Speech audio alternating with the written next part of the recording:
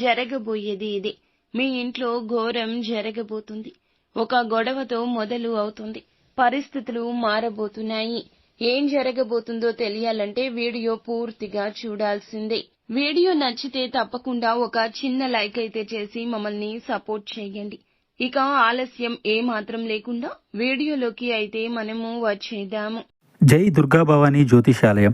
మీ యొక్క ప్రతి సమస్యకి పరిష్కారం చెప్పబడును. అన్ని విషయాలు ఫోన్లో స్వయంగా చెప్పబడును. ప్రేమ, పెళ్లి, ఉద్యోగం, వ్యాపారంలో నష్టాలు, భార్యాభర్తల మధ్య గొడవలు, కోర్టు సమస్యలు, మనశ్శాంతి, ఆరోగ్య శాంతి, లక్ష్మీ శాంతి, గృహశాంతి, దిష్టి తీసిన నిమ్మకాయలు దాటడం, నరదిష్టి, నాగదోషం, ఆరోగ్య సమస్యలు, ఎటువంటి సమస్యలకైనా పరిష్కారం చూపబడును. మీ సకల సమస్యలకు పరిష్కారం చూపబడును. స్త్రీ పురుషులకు ఎటువంటి సమస్యలున్నా 100% పరిష్కార మార్గం చూపబడును. గురూజీ రామరాజు గారు. Phone number 9121191826.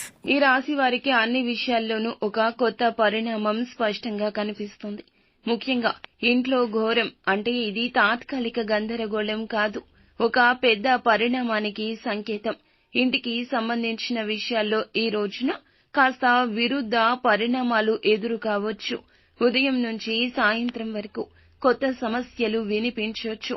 ఈ సమయంలో ఈ సమస్యలు వస్తూనే ఉంటాయి.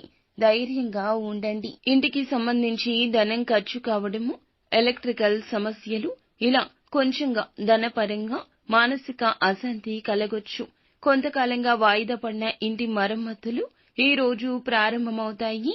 కొందరికి ఇంట్లో కొత్తగా ఆవాసం మారడం, అద్దె ఇల్లు మార్చడం, గృహ ప్రవేశం, గృహ నిర్మాణ పునః ప్రారంభం, ఇలాంటి అంశాలు కూడా ఉండొచ్చు. ఇవి ఎలా ఉన్నా ఘోరమైతే తప్పదు. ఇంటి సభ్యులందరినీ ఇది ఏకతాటికి తెస్తుంది.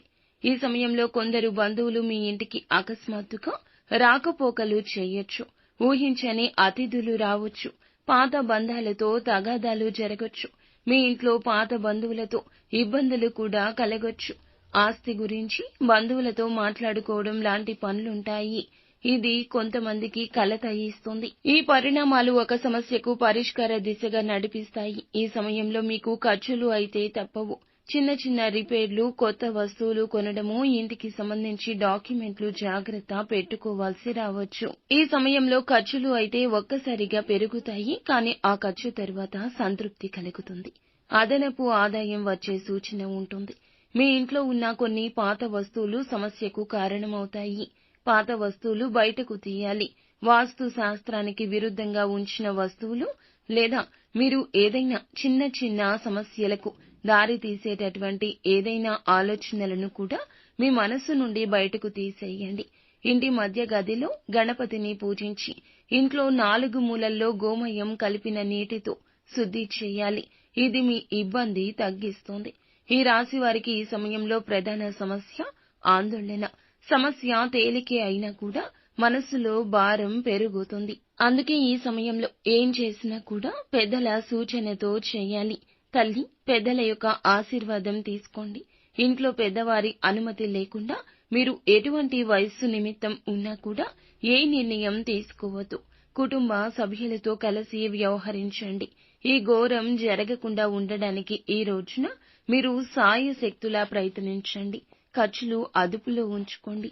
ఇంటి తూర్పు గది లేదా పొరుగు గదిలో సత్యనారాయణ వ్రతం చేయడం మంచిది. అమ్మవారికి దీపారాధన చేయండి. ఎరుపు రంగు పుష్పాలతో అమ్మవారిని పూజించండి.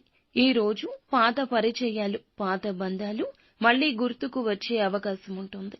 ఆస్తి, డాక్యుమెంట్లు, ఇల్లుకు సంబంధించి లీగల్ సమస్యలు కూడా ఎదురు కావచ్చు. వాదనలు ఈ రోజు కుటుంబ సభ్యులతో జరగొచ్చు.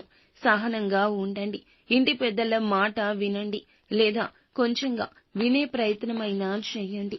నిత్యం శివ భగవానుని పూజించండి. అంతా మంచి జరుగుతుంది.